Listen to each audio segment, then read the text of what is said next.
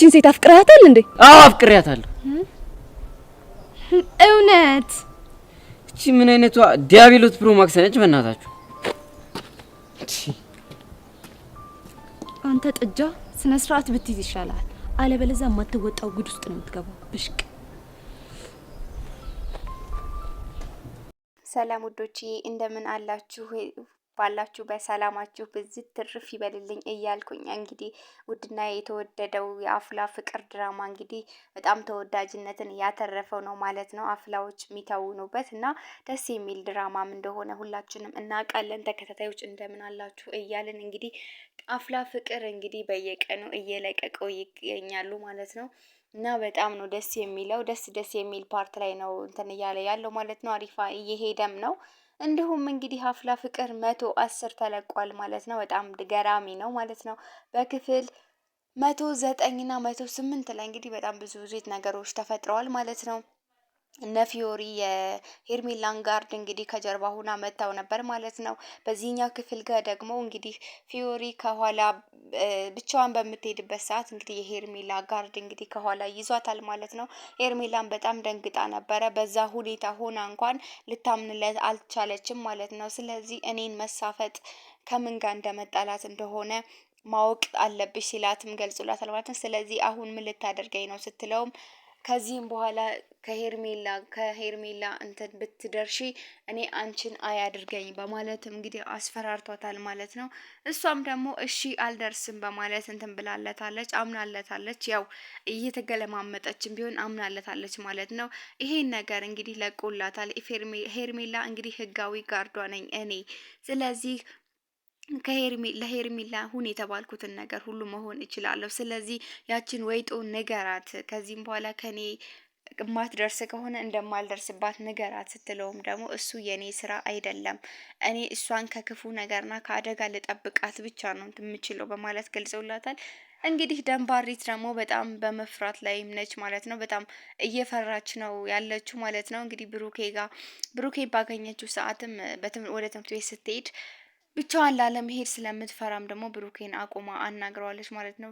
ስለ ፊዮሪ ማንጋ እንደተጣላች ምናምን ነገር ስትነግረውም እሱ ደግሞ እንዴት እንደዛ ሊሆን ይችላል እንትና ጋርድ ማለት እንዴት ከጋርድ ጋር ልትጣላ ትችላለች ስትልም ያው የኔ ነገር ፊዮሪ አይሆንላትም፣ ምክንያቱም የሄርሜላ ጋርድ እኔን ከጸጋ ጋር ሆነው እንደዛ አስፈራርቶን እንደነበረ ታውቃለህ። ስለዚህ ፊዮሪ ስነግራት ደግሞ እኔ አልፈራም በማለት ነው እንግዲህ እሷ እንደዚህ የተፋለመችው ማለት ነው። ፊዮሪም ደግሞ እንግዲህ ያው መሸነፍ ነገር የማትወድ ነገር በመሆኗ እሱም ደግሞ እኔ አናግራታለሁ ፊዮሪን በፍጹም እንደዚህ አይነት ነገር ማድረግ አትችልም በማለትም አናግሯታል ማለት ነው። ከተቀመጠችበት ሄዶ እንዴት እንደዛ ታደርጊያለሽ? በፍጹም ከማን ጋር እየተጣላሽ እንደሆነ ማወቅ አለብሽ። ከጋርድ ጋር እኮ ነው፣ ለዛውም ሽጉጥ የያዘ ጋርድ ብሎ ሲላትም እሷም ደግሞ እሱማ ልክ ነህ፣ ነገር ግን ብሩኬ ምክንያቱም የኔ የሆነ ነገር ሲነኩብኝ አልወድም፣ ደስ አይለኝም። መፋለም ካለብኝ እስከ ጥግ ድረስ እፋለማለሁ።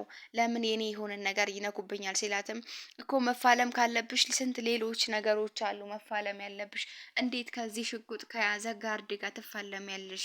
በማለትም እንትን ስትልም እሷም ደግሞ ከዚህም በኋላ እሺ አላደርገውም ብላ ገልጻለታለች ማለት ነው። እሱም ደግሞ እንደ አላምንሽም፣ ምንም ላምንሽ አልችልም፣ ከዚህም በፊትም ብዙ ጊዜ ቃል ገብተሽልኝ የተገበርሽልኝ ነገር የለም ሲላትም ገልጾላታል። እሷም ደግሞ እንዴት ልታምነኝ ትችላለክ? ምን ብልክ ታምነኛለክ? እስከ ዛሬ ድረስ ዙፋኔ ቃሌ ነው ብዬ እጅህን ይዤ ስነግርህ ታምነኝ ነበር። አሁን ግን እሱን እንደዛ አድርጌ ማሳመን ባልችልም ይሄው ቃሌ ነው፣ ችግር የለውም ብላም ቃል ገብታለታለች ማለት ነው።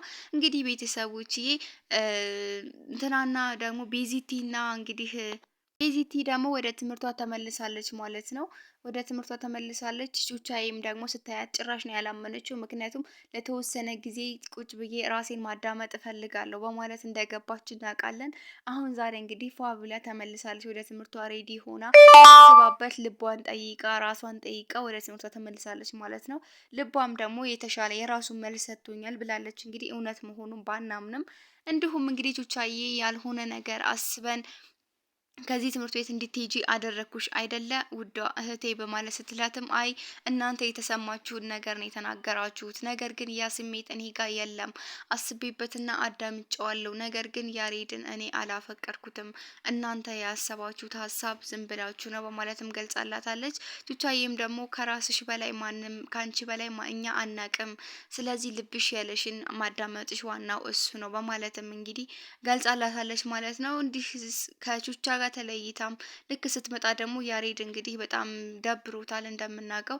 ስለዚህ ቅዱሴ ጋም ደግሞ ብዙ አይነት ችግር ውስጥም ገብተው ስለነበረ በቤዛም እንደመጣበትም እናውቃለን ማለት ነው። ቤዛን እንደሚጠይቃትና ቤዛን የራሱ እንደሚያደርጋትም ነግሮታል ማለት ነው።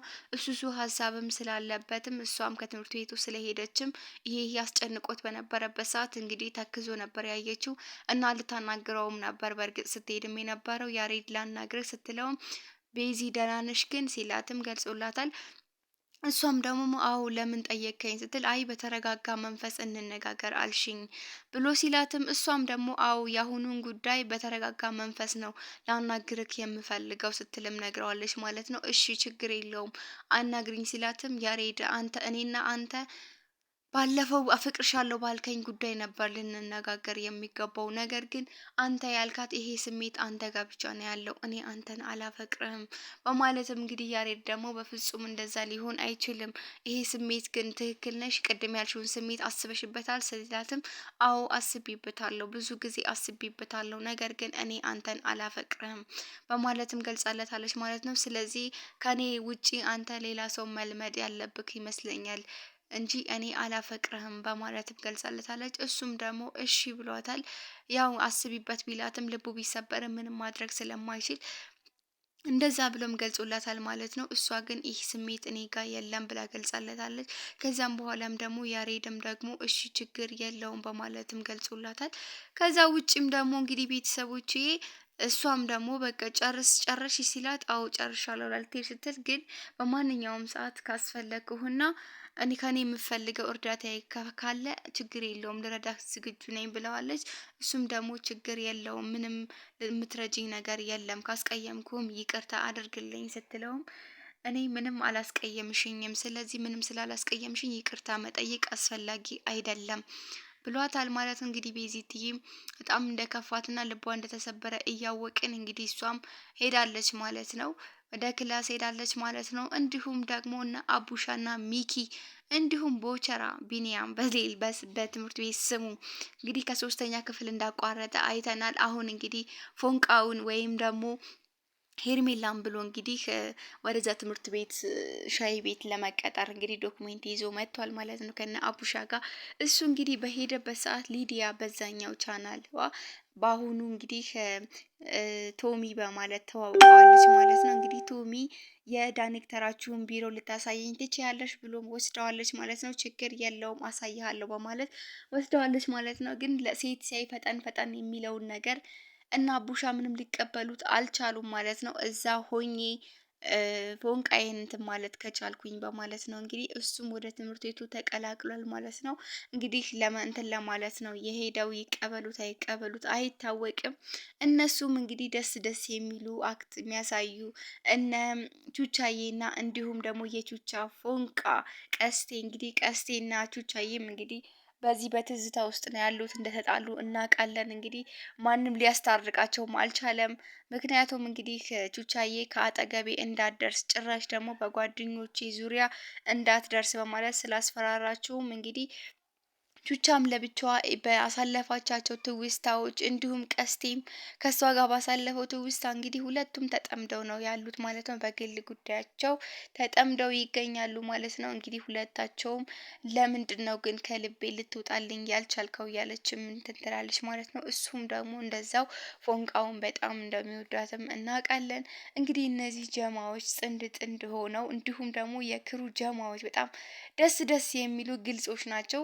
ቀስቴም ቢሆን እንግዲህ ለፎንቃው ሲል ነው ይሄን ሁሉ ነገር ያደረገው። አንድም ለክፋት ያደረገው ነገር የለም። እሷ ግን ምንም ልትረዳው አልቻለችም። ምክንያቱም ከቤዛ በነቤዛና በጓደኞች ያኔ እናቷ ሞታ እንዲሁም የእናቷ ልጅና እሷን እየተማረች በእንትን በምትል ሰዓት ያሉ ቀሪ ሀብቶቿ እንግዲህ እነ ቤዚና እንዲሁም ደግሞ ሄሉ ነች ማለት ነው። ስለዚህ እነሱን ማጣት አልፈልግም በማለት እንትን ብላቸዋለች ማለት ነው። ስለዚህ አንተ በሄድክ ሰዓት አንተና እናቴ ስትናፍቁኝ ከጎኔ ያሉት የእናቴ ልጅ የሚያግዟት እነሱ ናቸው። ስለዚህ ከዚህም በኋላ ከኔ እራቅ ብለዋለች ማለት ነው። ፎንቃዋ ደግሞ መቼም ነው እሷ ልትወጣለት የማትችለው ያው በጓደኞቿ ሀናና እንግዲህ ቤዚ የሚያስታርቁትም ይመስለኛል። ቤተሰቦች እንግዲህ አፍላ ፍቅር የቱን ዘርዝረን የቱን እንትን ማለትም አንችልም።